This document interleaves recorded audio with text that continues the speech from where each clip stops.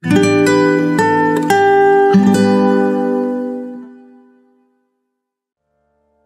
Ibu, dan Saudara yang dikasihi Tuhan, banyak orang beranggapan bahwa sakit penyakit yang diderita seseorang atau kemalangan yang menimpanya adalah akibat dari dosa yang mendatangkan hukuman atau kutukan Tuhan atasnya. Orang-orang yang terkena penyakit, musibah, kemalangan, serta hal-hal yang dianggap sebagai suatu celaka senantiasa dikaitkan dengan anggapan bahwa mereka berdosa.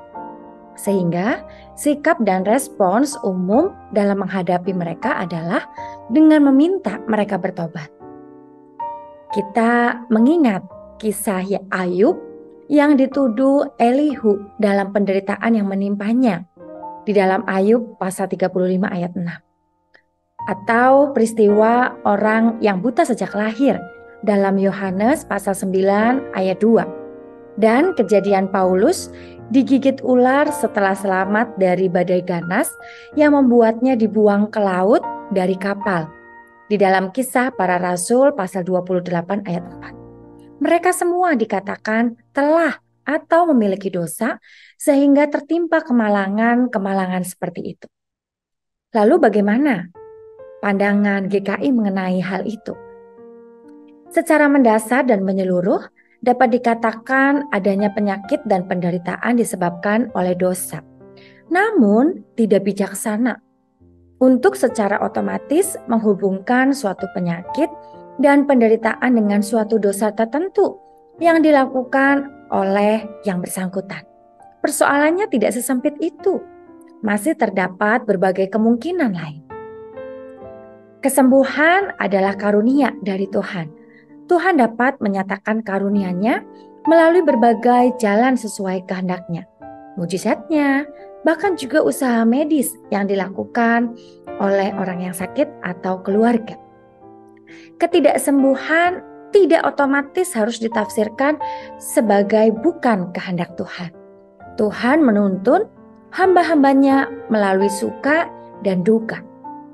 Dan firman Tuhan mengajak kita untuk tetap bersyukur kepada Tuhan dalam segala keadaan, sebagaimana dituliskan dalam 1 Tesalonika pasal 5 ayat 18. Mengucap syukurlah dalam segala hal, sebab itulah yang dikehendaki Allah di dalam Kristus Yesus bagi kamu. Keselamatan dalam Yesus Kristus tetap menjadi karunia yang atasnya kita terus bersyukur, sekalipun penyakit atau penderitaan sedang kita hadapi. Masa penderitaan senantiasa mengandung nilai-nilai berkat rohani yang tersendiri. Sebab itu, kesembuhan bukan merupakan soal yang terpenting, tetapi ditempatkan dalam kerangka pemberitaan Injil Kerajaan Allah yang membawa keselamatan bagi umat manusia. GKI menolak pandangan yang menyempitkan dan memutlakan bahwa penyakit dan penderitaan adalah hukuman Allah atas dosa tertentu. Sebab penyakit dan penderitaan dapat berarti karunia Tuhan, sebagaimana dituliskan dalam 1 Korintus pasal 12 ayat 9. Kepada yang seorang, roh yang sama memberikan iman, dan kepada yang lain ia memberikan karunia untuk menyembuhkan. GKI menolak anggapan bahwa segala jenis penyakit disebabkan karena adanya benda-benda tertentu yang magis.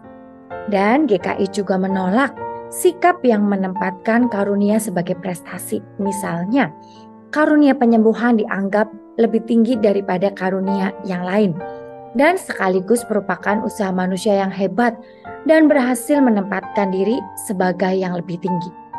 Kesombongan rohani semacam itu tidak pada tempatnya dan tidak termasuk dalam kehidupan iman kita.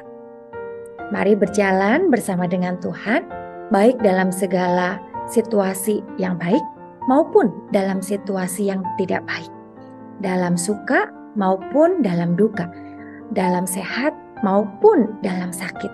Dan percayalah bahwa Tuhan senantiasa mendatangkan kebaikan dalam hidup kita. Tuhan memberkati.